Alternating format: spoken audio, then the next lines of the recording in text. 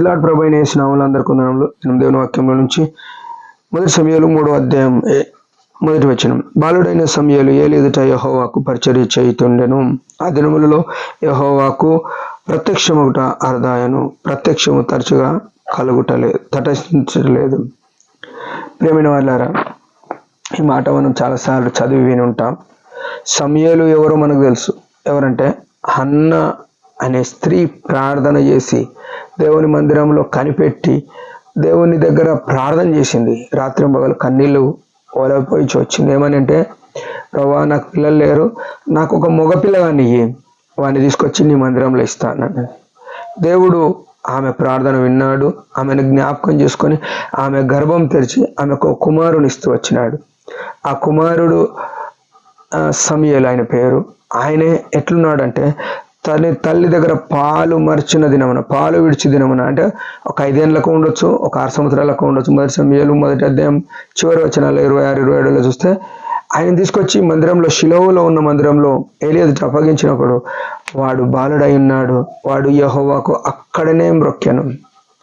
ప్రియమైన సోదరులారా, తల్లిదండ్రులుగా మన పిల్లలకి ఇచ్చే తరబేది ఏముంది ఈనాడు? 3వ అధ్యాయం 1వ వచనం చూస్తే, బాలుడైన సమూయేలు ఏలి ఎదుట యెహోవాకు పరిచర్య చేయుచున్నాడు. ఈ మాట చూడండి. బాలుడు అనే మాట 12 సంవత్సరాలు, 15 సంవత్సరాలు, 16 సంవత్సరాలు, 20 సంవత్సరాల లోపు అందరూ బాలుడు అనుకోవచ్చు. పాలు విడిచే దినము అంటే ఒక 5 సంవత్సరాలు అనుకోండి. 5 సంవత్సరాలప్పుడేమో తల్లి మందిరంలో వదిలేస్తే వాడు యెహోవాకు మ్రొక్కినాడు. ఈనాడు మన పిల్లలు 5 సంవత్సరాలు ఉంటే దేవుని మందిరంలో మొక్కే స్థితిలో ఉన్నారా? మోకరించే స్థితిలో ఉన్నారా? మన పిల్లల్ని ఎట్లా పెంచుతున్నాం? మా కొమ్మై వంగంది మానై వంగదు అంటే మన పిల్లలు పెద్దగా అయినాక బాగా అవుతారు అనుకోవడం తప్పు. నువ్వు సంఘంలో పెద్దగా ఉండొచ్చు, సేవకుడుగా ఉండొచ్చు, పరిచారకుడుగా ఉండొచ్చు, నువ్వే పరిచయం చేయొచ్చు మందిరంలో, నీకే పరిచయం ఉన్నా పర్వాలేదు. కానీ నీ పిల్లల స్థితి ఎట్లుంది?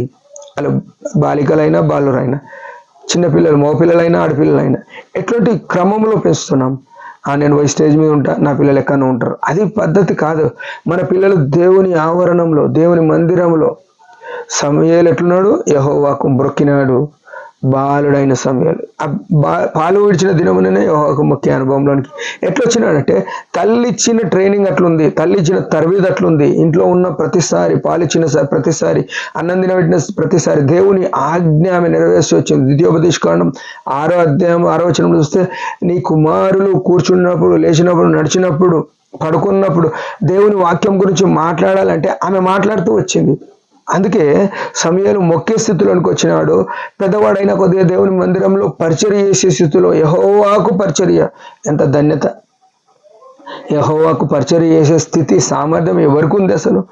రాజుల రాజు, ప్రభుల ప్రభు, సైన్యములకు అధిపతి అయిన ఆ పరిశుద్ధ దేవుని కోట్ల కోట్ల దూతలతో నిరంతరం పోడబడే ఆ సమీపరం తేజస్సులో ఆ వైభవం కలిగిన దేవుని సేవ చేయడం అనేది ఎంత భాగ్యము! బైబిల్లో ఆ మాట ఆయన గురించి రాసినారు. యెహోవాకు పరిచర్య చేస్తున్నాడు. మన పిల్లలు ఏం చేస్తున్నారు? సెల్ ఫోన్లో ఆడుతున్నారు, క్రికెట్లు ఆడుతున్నారు, టీవీలు చూస్తున్నారు, బయట ఫ్రెండ్స్తో రోడ్ల మీద ఉన్నారు. బాధాకరమైన విషయం, బాధతో మాట్లాడుతున్న విషయాలు. ప్రేమైన వాళ్ళారా, విచిత్రం ఏంటంటే, ముస్లింలు మదర్సాలు పెట్టుకొని పిల్లలను తయారు చేస్తున్నారు.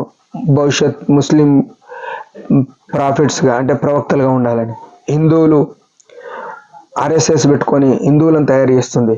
క్రైస్తవులు మాత్రం పట్టింపు లేకుండా ఉన్నారు. నిజమైన దేవుని కలిగి ఉండి మనము అసలు పట్టింపు లేకుండా ఉన్నాము. దేవుని పరిచర్య కొరకు మన పిల్లలను తయారు చేయట్లేదు. నా పిల్లలు అబ్రాడ్ వెళ్ళాలనుకుంటున్నాం, మంచి స్కూల్లో చదవాలనుకుంటున్నాం, కానీ దేవుని పరిచర్య చేయాలనుకోవట్లేదు. ఇది భ్రష్టమైన స్థితి. నీకు దేవుడు ఎందుకు పిల్లలు ఇచ్చినాడు? ఆయన మహిమ కొరకు ఇచ్చినాడు. నువ్వెందుకున్నావు? ఆయన మహిమ కొరకున్నాం. మనం ఈ విషయం మర్చిపోద్దు. మనము మన పిల్లలు దేవుని సేవలో, దేవుని పరిచర్యలో నిరంతరం ఉండాలని దావీదు అంటాడు.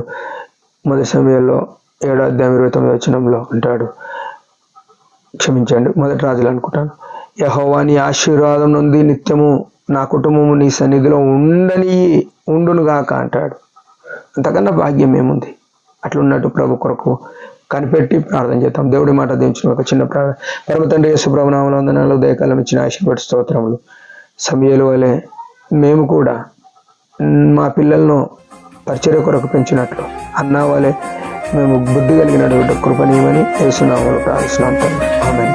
పిల్లల పరిచర్య గురించి బాగా ప్రార్థన చేయండి. Praise the lord.